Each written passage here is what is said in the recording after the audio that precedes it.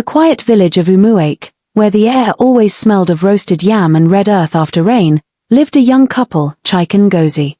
They were known by everyone as the happy couple. Always walking together, always laughing together, always smiling like they had no worries in this world. But sometimes, happiness can be louder than truth. Ngozi was a beautiful woman, tall, brown-skinned, with bright curious eyes that always wanted to see what others had.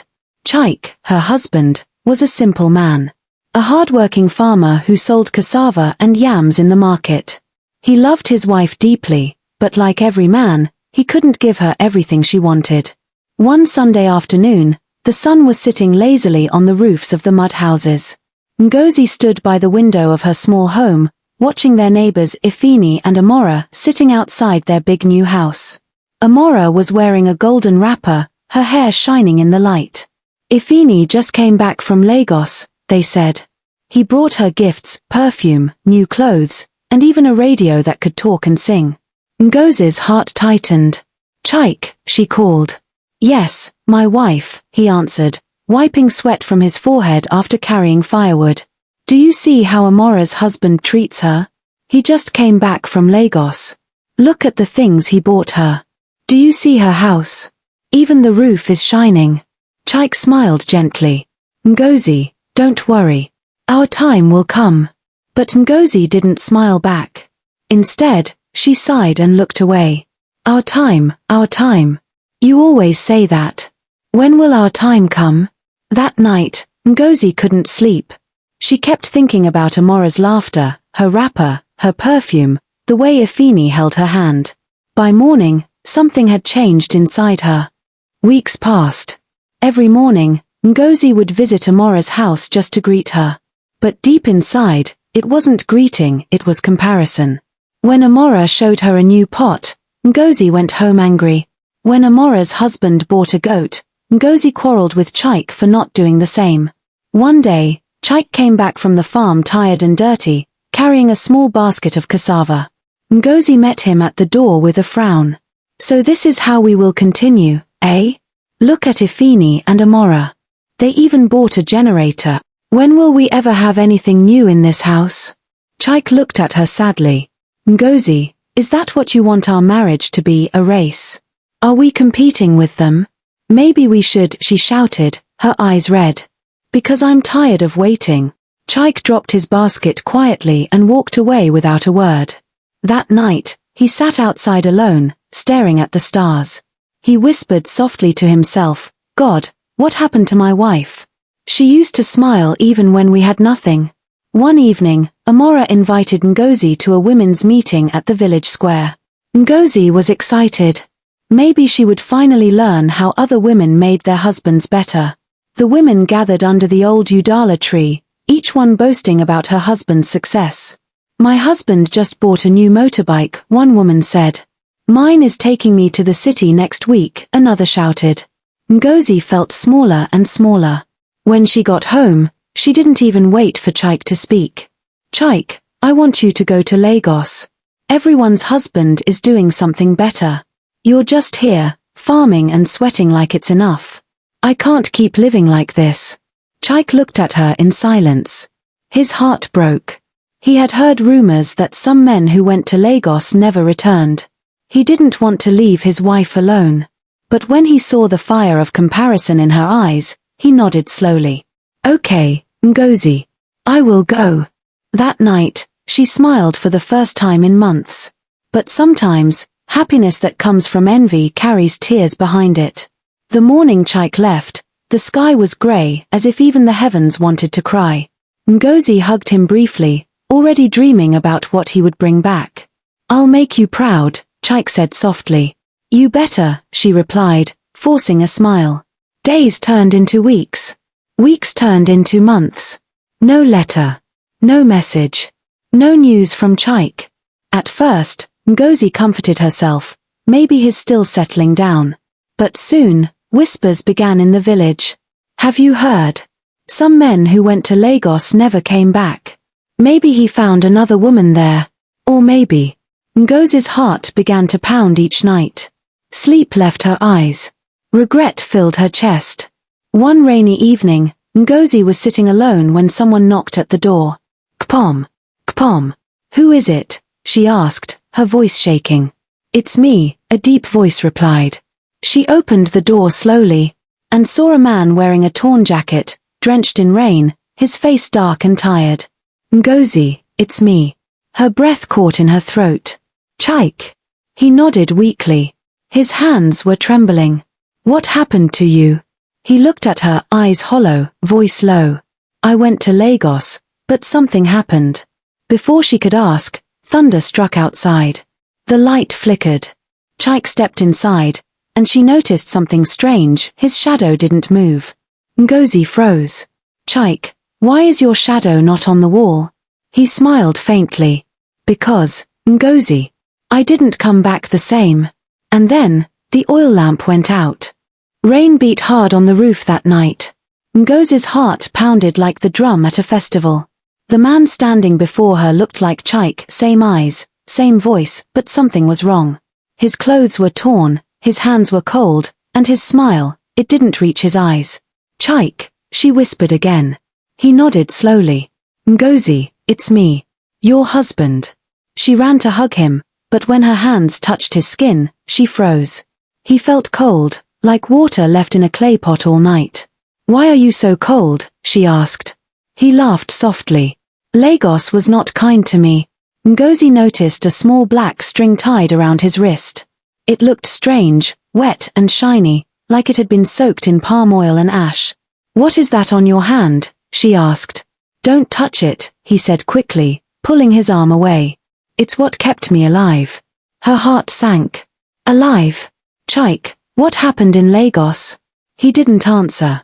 He just looked out through the window, eyes fixed on the dark road outside. The shadow that didn't move. That night, Chike refused to eat. He just sat by the fire, staring into the flames as if he was seeing another world inside them. Ngozi watched him closely. Each time the fire flickered, she noticed something that made her blood run cold. His shadow didn't move like hers did. It stayed still, stiff, almost painted on the wall. Chike, she whispered, you're scaring me. He turned slowly, his voice calm but strange. Ngozi, do you still love me? Of course, she said, trembling. But what happened to you? He smiled faintly. Sometimes, the things we chase can change us. You wanted me to be like Ifini. Now, I am more than him. His words felt heavy, dangerous, as if they carried something dark. Ngozi forced a weak smile and whispered, let's sleep. But she didn't sleep. She stayed awake, eyes open, watching her husband's chest. It wasn't rising and falling like it should. The woman. The next morning, Ngozi woke to the sound of a strange humming. She stepped outside and saw a woman standing by the edge of the farm path, dressed in white, her face half covered with a scarf. Good morning, Ngozi called softly. The woman didn't reply. She just stared. Then, in a voice that sounded like it came from the wind, she said, Did your husband come home last night? Ngozi's heart jumped. Yes, who are you? The woman's eyes glowed faintly, like coal under ashes. Then you must not let him stay until the third night. What do you mean? Ngozi asked, stepping closer. But when she blinked, the woman was gone. Just gone. Ngozi stood frozen, her breath shaking. She ran back inside. Chike, Chike. But he wasn't there. The mat was empty. His torn clothes were gone. She ran to the backyard and stopped. He was there, kneeling beside the cassava plants, talking to himself. Chike, she whispered. He looked up, smiling weakly. Ngozi, don't come close. I'm almost done. Her eyes widened. He was digging something. Deep, dark soil. Something wrapped in cloth. She couldn't tell if it was a bag, or something worse. That evening, when he came inside, she pretended to be calm. What were you doing behind the house? She asked. Planting something, he replied softly. What kind of thing? He looked up, his eyes strangely still. Something that will feed us soon. She wanted to ask more, but fear tied her tongue. That night, she went outside with a lantern. The moon was full, and the air cold. She crept to the backyard, to the place he had been digging. The earth was fresh, still soft. She knelt down and brushed it with her hand. Suddenly, her fingers touched something, a small cloth. She pulled it gently. Inside was a small calabash tied with red rope, and something inside it moved. Ngozi dropped it instantly and gasped. The rope began to shake by itself, and the calabash rolled toward her like it was alive. She screamed and ran inside. But when she entered the room, Chike was sitting awake. His eyes were open, waiting. "Ngozi," he said calmly, "where did you go?" She couldn't speak. He stood up slowly, walking toward her. "I told you not to touch anything." "Chike, what's happening to you?" she cried. "You're not my husband anymore." He smiled faintly. "Maybe I'm not. But I came back for you. Isn't that what you wanted?" Tears ran down her cheeks. "What did you bring back from Lagos?" He stared into her eyes, voice low like a whisper of wind through dry leaves. "I brought back the life you wanted." Before she could speak, there was a knock on the door. Kpom, kpom, kpom. They both froze. "Ngozi," a voice said from outside. "Open the door. It's Amora." Ngozi ran to open it, but Chike grabbed her wrist tightly. "Don't," he whispered. "If you open that door, everything will end." "Chike, it's just Amora," she said, pulling away. But when she opened the door, no one was there. Only a small folded paper lying on the ground. She bent down and picked it up. It was wet, but one line was still readable. "He didn't return alone." That night, Ngozi sat awake beside the fire again. The village dogs howled endlessly. She could feel something heavy in the air, as if someone unseen was breathing beside her. Chike sat quietly, carving a piece of wood with a small knife.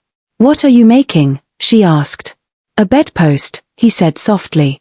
"We'll need it soon." "But we already have one." He smiled. "This one is for the one who will join us tomorrow."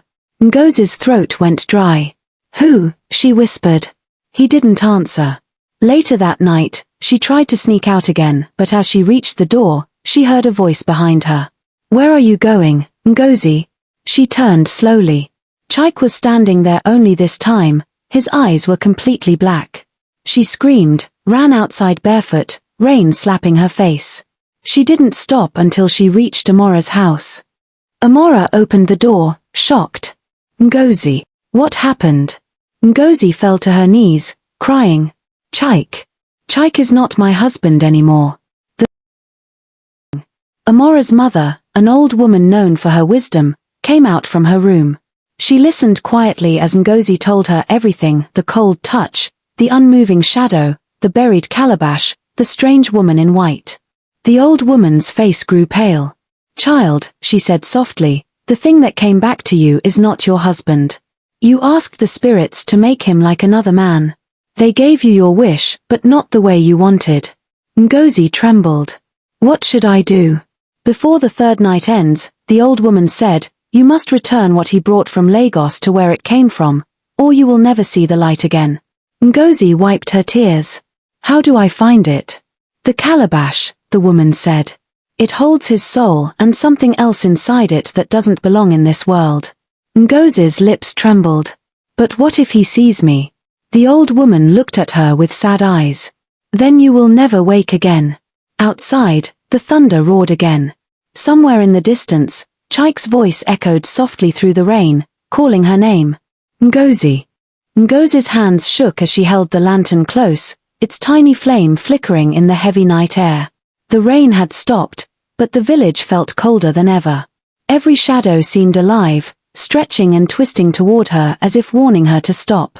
Her heart pounded so loud, she was sure Chike could hear it from the other room. She knew she had no choice. The old woman's words echoed in her mind.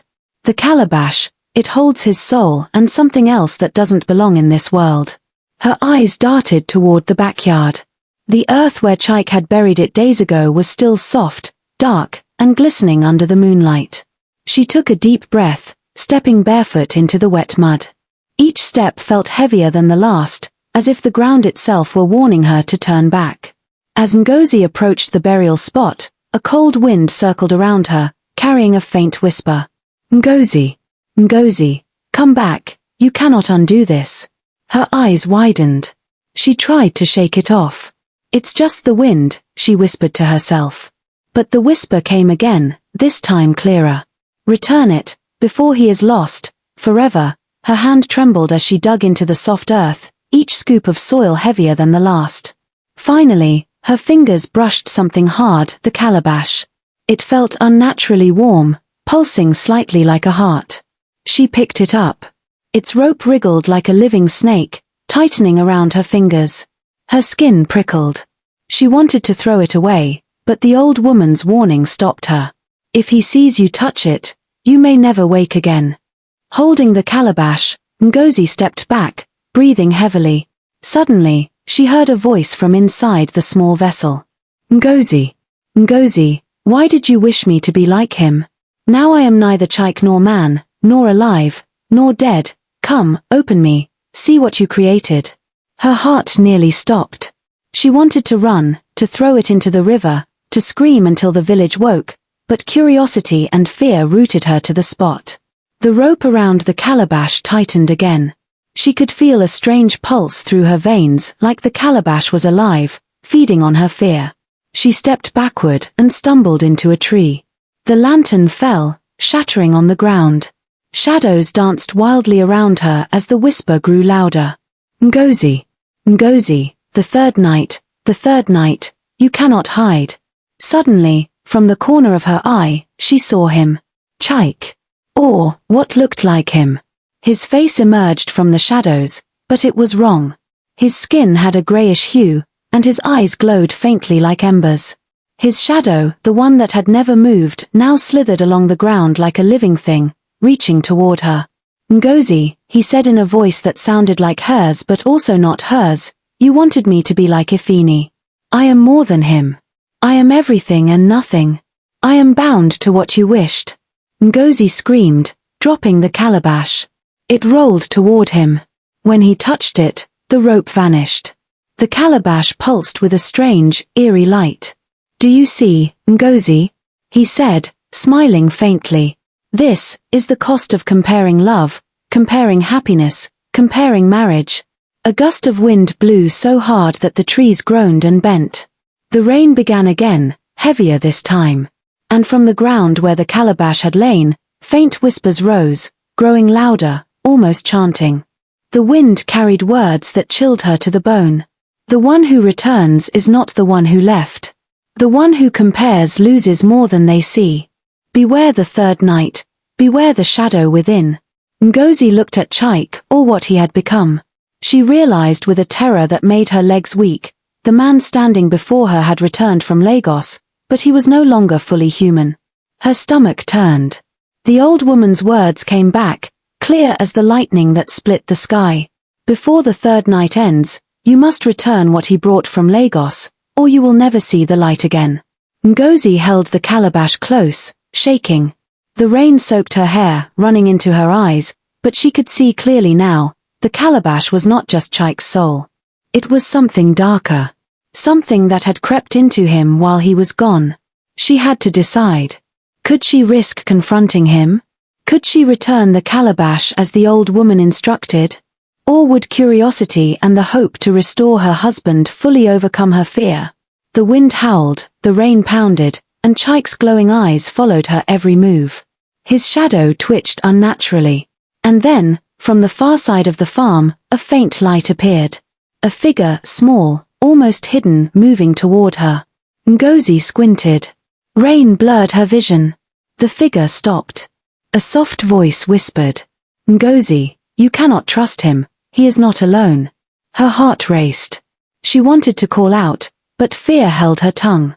She could see nothing more clearly than the light in the darkness, but she knew, the third night was only beginning, and what awaited her was beyond imagination. Ngozi's heart was hammering like a drum at the village festival. The rain had slowed to a steady drizzle, leaving the night thick with mist. The faint light on the far side of the farm hadn't moved. She squinted, trying to see who or what it was. Her hand clutched the calabash tightly.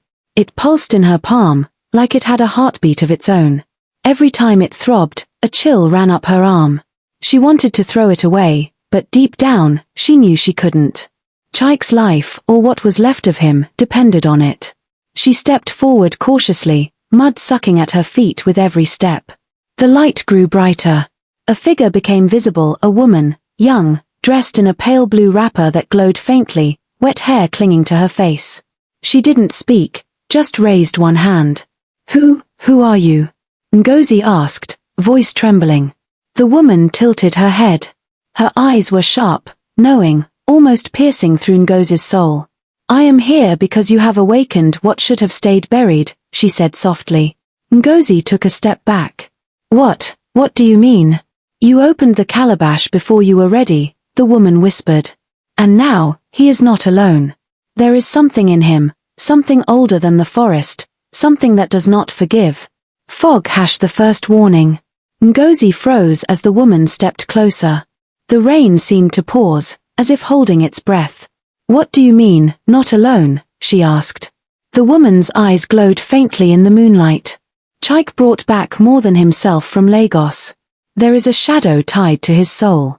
It moves with him, it feeds on fear, and it grows stronger with every lie you've allowed, every envy you've held in your heart." Ngozi's mouth went dry.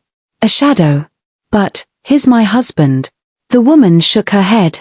"Not entirely. The man who left Lagos is gone. What returned is something in between life and death, something forged by greed and comparison." A shiver ran down Ngozi's spine. The calabash throbbed violently in her hands, almost as if it agreed. From behind, a soft movement. Ngozi spun around. Chike was standing there. His eyes glowed faintly red now, and his shadow stretched unnaturally across the ground, moving independently. You told her?" His voice was low, but there was an edge of menace she had never heard before. I didn't tell anyone," she stammered, stepping back. "You called my name. You called the spirits. You called her," he said. His voice wavered, half Chike, half something else entirely. Ngozi held the calabash tighter. I don't understand, what did you bring back?" He stepped closer. "I brought back what you wished for. A husband who could compete, who could match the world outside our home. But now, it is too late to be just a man. I am bound, and something followed me home." The shadows around him writhed, as if alive, moving like fingers reaching for her. The pale woman in blue stepped forward again. "You must return the calabash to the river before dawn," she warned. "Or you will be trapped here with him and the shadow will claim both of you." Ngozi's knees shook. "But, what if he notices? What if he hurts me?" "He already is," the woman said. "The Chike you knew is no longer here. This is a test of courage and love." A sudden crack of thunder made Ngozi jump. The wind swirled violently around them. Through the mist, another figure appeared, tall, cloaked in black, face hidden under a hood. The air grew colder. Ngozi gasped. The calabash pulsed violently in her hands. She felt a whisper, not from anyone near, but from inside the vessel itself. "Do not trust her, do not trust her, the one in blue is not your ally." Her heart stopped. Everything was unraveling. The shadow at Chike's feet moved faster, curling around his legs like a living snake. His voice called softly, almost lovingly. "Ngozi, come closer, it's the only way to save me." She wanted to believe him. She wanted to step forward, to bring her husband back, but the warning inside the calabash screamed louder. "He is not alone, beware the shadow, beware the one in blue." Rain now lashed her face, cold and harsh. The river she needed to reach was far, winding through the dark forest beyond the village. One wrong step, and she could fall into the hands of the shadow, or worse, the thing that followed Chike. Chike stepped closer. "Ngozi, take my hand. Trust me." The pale woman whispered urgently, "Do not. He is not the man you married. Take the calabash and go, before the third night end." Ngozi's heart was torn in two. Fear clawed at her chest, but so did love. Could she leave him? Could she risk letting the shadow grow stronger? Lightning split the sky. In that flash, she saw something that froze her blood. Chike's eyes weren't looking at her. They were looking through her, and in them, she saw a figure tall, dark, with glowing red eyes standing just behind him.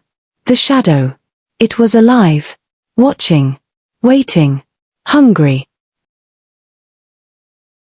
Ngozi knew the night was slipping away. The old woman had said before the third night ends. Time was short. Every second the calabash throbbed, the shadow grew closer. She could feel it crawling toward her feet, whispering promises of power and terror. Her hands shook. She had to choose. Follow the woman in blue and risk trusting the unknown. Follow Chike, risking the shadow consuming them both. Or flee into the storm and try to survive, leaving her husband's fate to the spirits. A deafening clap of thunder shook the trees. Chike's voice rang out, both pleading and commanding. Ngozi, the only way is to stay with me. The river, the shadow, the glowing eyes, the pulsing calabash, everything swirled in her mind. The rain stung her face. Her chest felt like it would burst. And then, from the far edge of the forest, she heard a sound that made her blood run cold. A child's laugh. High, shrill, innocent, but wrong. Too many voices echoed it, overlapping, distorted. Ngozi, you cannot save him, you cannot save yourself. She froze. Her heartbeat echoed in her ears. The shadow twisted faster. Chike reached for her hand. The pale woman moved closer. The cloaked figure in black advanced silently. And somewhere deep inside the calabash, something screamed.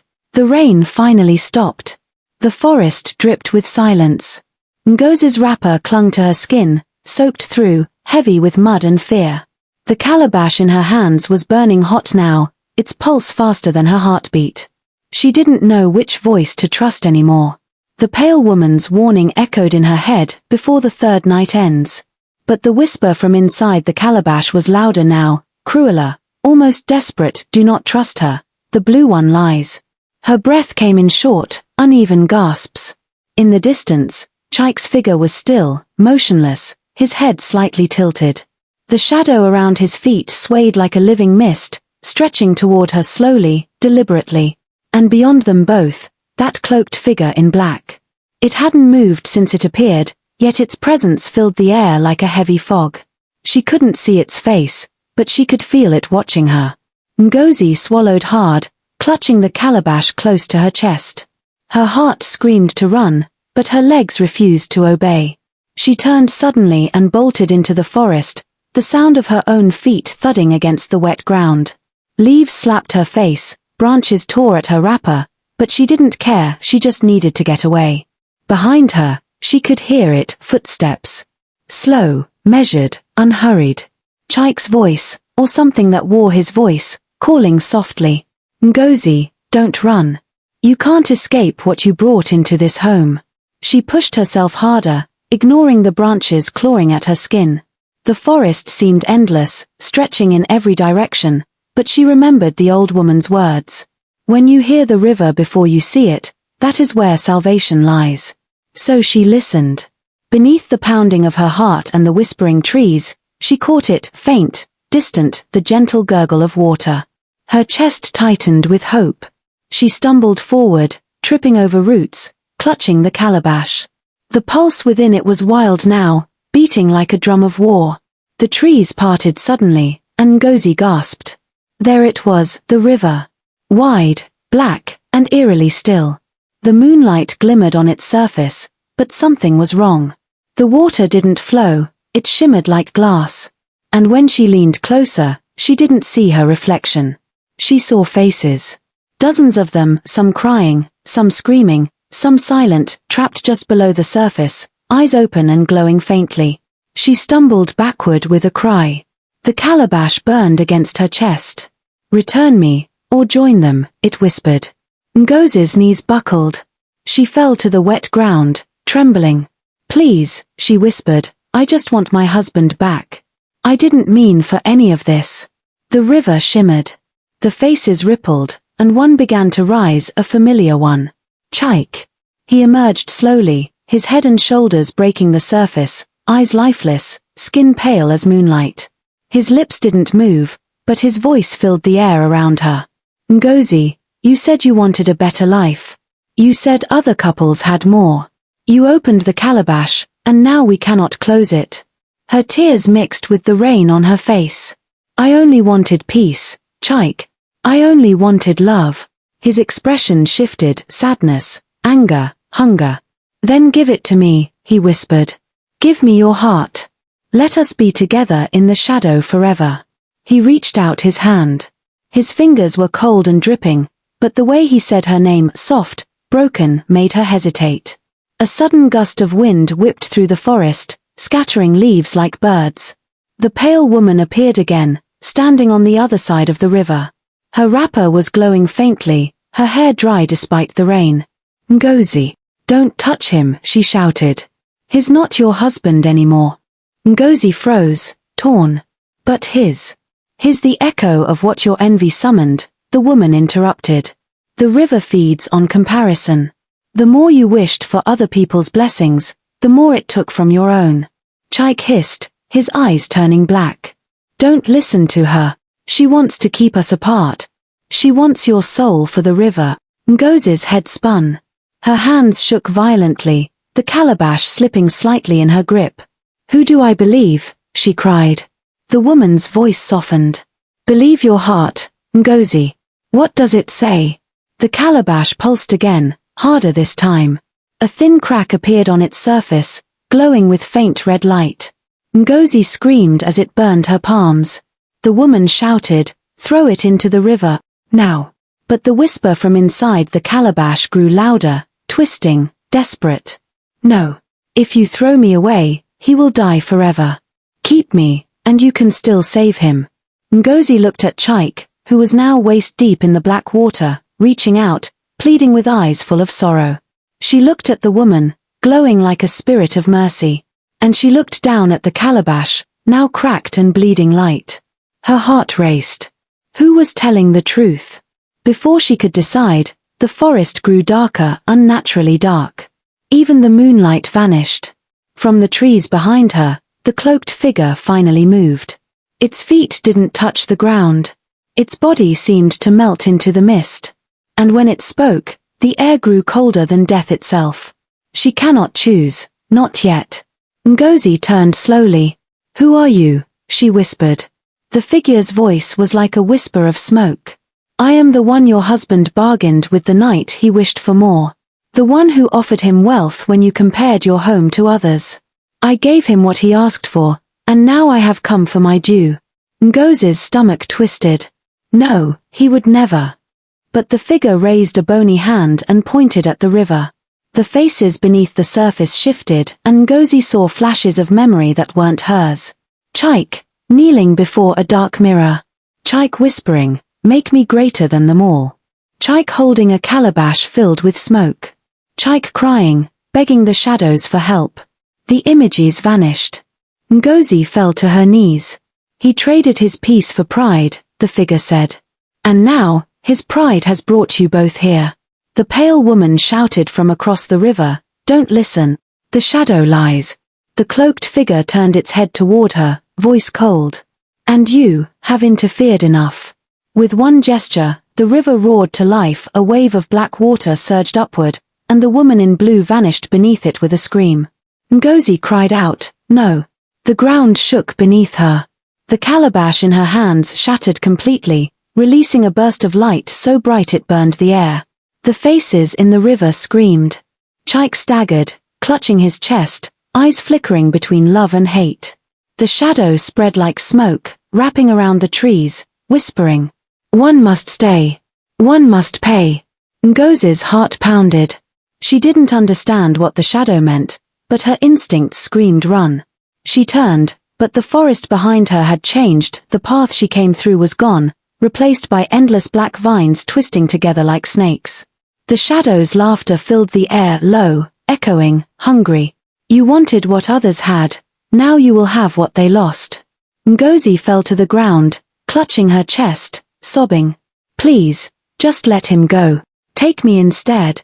For a moment, everything went still. Then the shadow leaned close, whispering against her ear. That can be arranged. And before she could move, the world went black. Darkness. Not the kind that comes from night or from closed eyes, this one was alive. It pressed against Ngozi's skin, humming softly, whispering her name from every direction. She tried to move but felt weightless, as if she were floating through thick smoke. Somewhere far away she heard a drum.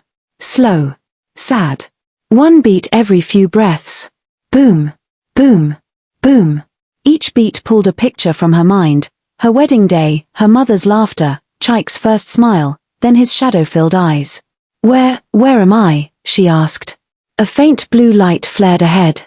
It grew brighter until the outline of a river appeared, the same river, only now the water shone like melted glass.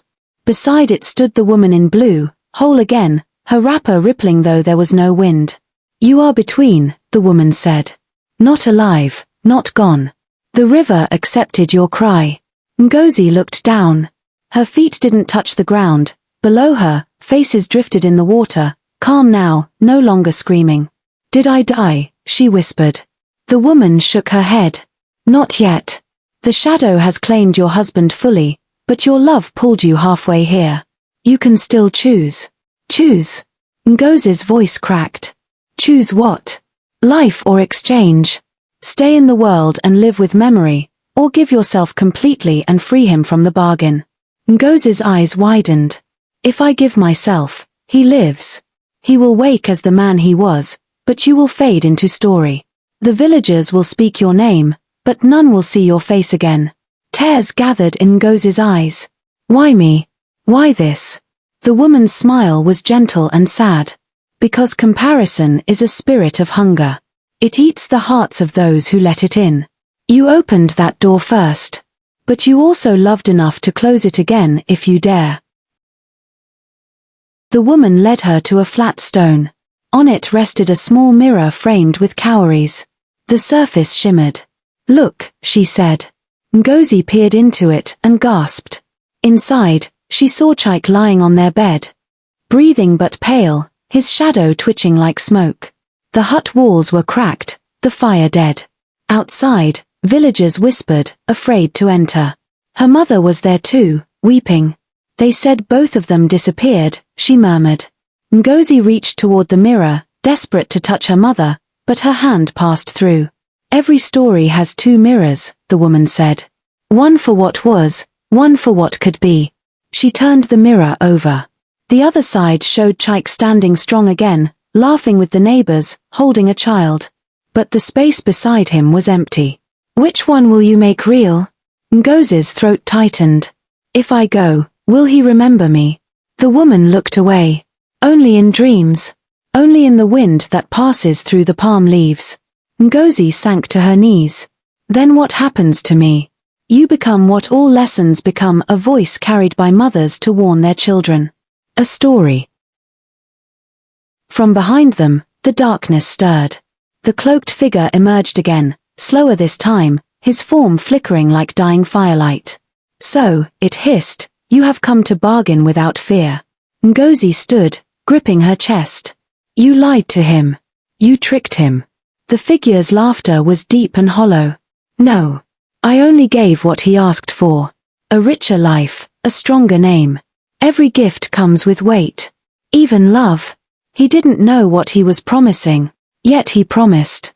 Just as you do now. The figure raised one hand, and the water of the river began to twist upward, forming shapes, rings, coins, shining houses, all that Chike had envied. All this could still be yours. Stay. Rule beside him in the shadow world. You will never hunger, never age. Ngozi stared at the illusions, her heart pounding. For a moment, she saw herself dressed in gold, walking with Chike through a city made of light. It looked peaceful, perfect. Then she blinked and saw the faces beneath the light. They were the same faces from the river, trapped, silent. She turned away. No. That is not living. The shadow's voice deepened. Then die for nothing? Not for nothing, she whispered. For love. The shadow's laughter stopped. For the first time, it hesitated. The woman in blue stepped forward, touching Ngozi's shoulder. Then speak your choice aloud. Ngozi closed her eyes. The drumbeats grew faster. Boom, boom, boom. I choose to free him. The river shivered. The faces turned upward, smiling. Light poured from the water, wrapping around her like warm smoke.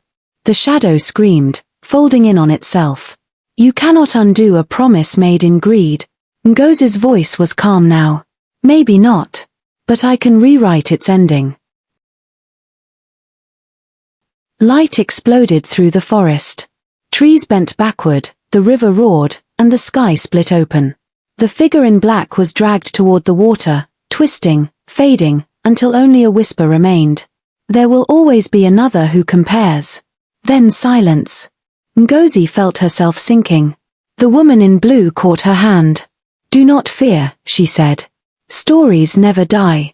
They travel. Ngozi smiled faintly. Tell him I forgive him. The woman nodded. He will hear you in his dreams. The light swallowed them both. The morning after. The next dawn in the village was golden. The storm was gone. Birds returned, singing like nothing had happened. Inside the small hut, Chike gasped and sat upright. His chest burned, his head heavy, but the shadow that had clung to him was gone. He looked around, confused. Ngozi, he called softly. Only silence. On the floor beside the bed lay a single cowrie shell, glowing faintly, and the scent of river water in the air. Chike's mother rushed in. My son, you're alive. He looked at her, then at the cowrie. His eyes filled with tears. Where is my wife? The woman looked down. We searched everywhere.